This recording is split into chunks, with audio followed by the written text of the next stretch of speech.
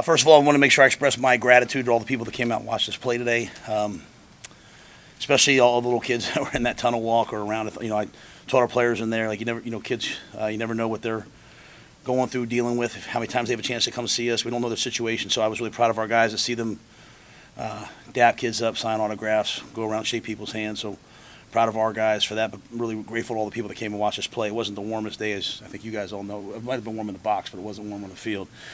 And but just I think it speaks volumes about our team. And then the second thing, my only second takeaway was, I think these guys have done everything I've asked them to do. They've gotten better and better and better. They like to play football, even down to the very end. Trying to go down and score, giving Chubba those reps. No one's looking at me. No one's complaining. They like to compete. I think this summer is so crucial to our team.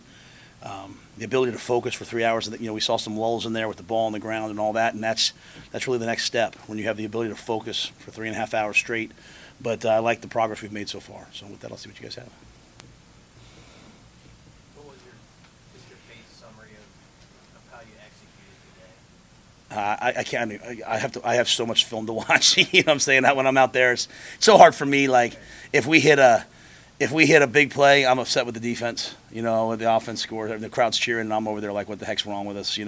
On defense, I thought we ran the ball well at times with the first group. We tried to put a lot of different things on tape. I was disappointed we couldn't push the ball through the red zone early. But the turnovers and the balls on the ground bothered me, obviously. We had some missed tackles, but it didn't look like, tackling didn't look atrocious. I thought the quarterbacks did a nice job moving the ball. Ran a little bit of the option game early. So I thought there were some good things there. I thought the kicking game, Timmy knocked that big one through early, but, obviously that left something to be desired later. We missed a couple kicks. So there's probably a lot to live on both sides, but I'll get really granular with it as I watch it. How did you look at Sim in terms of operating the offense, just getting everybody lined up? How did that look? That was good. Sometimes, when you split guys up, guys sometimes have to play a separate wide receiver position. So there was once or twice it looked like we struggled, like guy had to get lined up for motion. But I thought the motions, the checks, I thought all that. I didn't see any bad checks that were out there.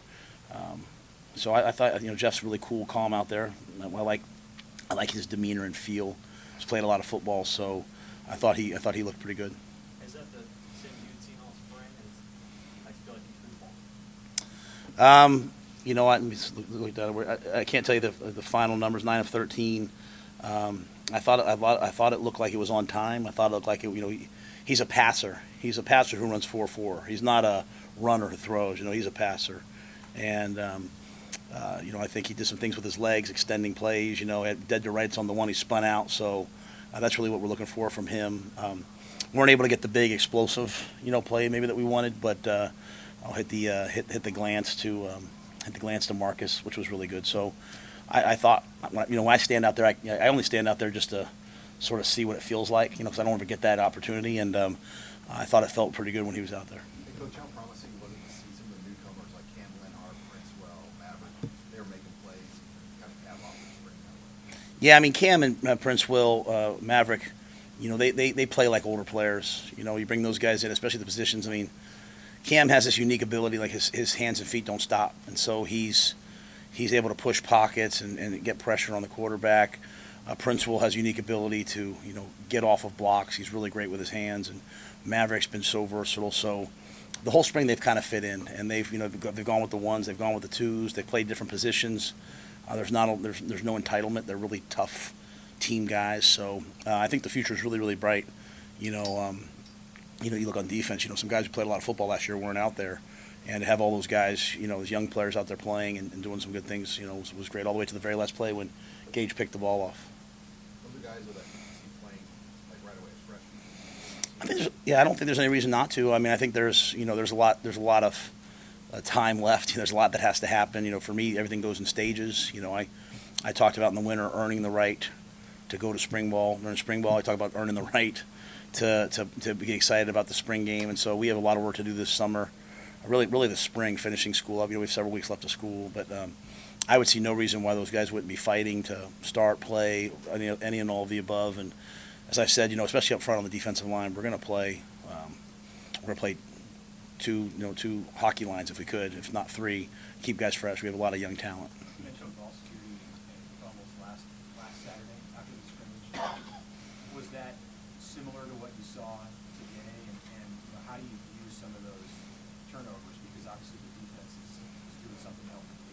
Yeah, to me on offense, there's no excuse for fumbles. There's no excuse. I can live with an interception here or there, and it will result in you not playing. To be quite honest. Now we're not here to play in fear. It's not one time and you're done, but you have to have the ability to protect the football. And it looked like I looked up on the jumbotron because they kept going over to review them, and I think one of them, the gentleman said to me like, "Hey, had we reviewed that, it would have been incomplete. The one on Harburg that was a touchdown, it was an incomplete pass." But I knew we were going to play a lot of plays today, and I didn't want to be out there for 4 hours going through instant replays. So I just said, "Hey, let's play it like it's 1985, and you're making the call." So, we can't have those fumbles. But I love the fact that they got their hands on the ball. That's really, really important to me. I mean, if we can take the ball away, and what I talked about at halftime, Gabe can tell you, you in a good mood or what? All right, good. Well, Gabe can tell you, I talked about to the defense, like, hey, the red defense, not that you're playing badly. It's just that they keep starting with the ball on the 30-yard line because your offense keeps turning the ball over. So I'm trying to, always talk about situational football and complementary football. People say that, but that's what happened. The fumbled snaps and all that, that's, I'd have to go back and look at it. We're rotating a lot of guys through there, but we don't make excuses. That just can't happen. And, if it weren't for 66,000 people, I would have thrown my headset on a normal Saturday because that was really frustrating to me. But you know what? It's also important that our guys learn to keep their composure and play through it. And we kind of fixed it and moved on.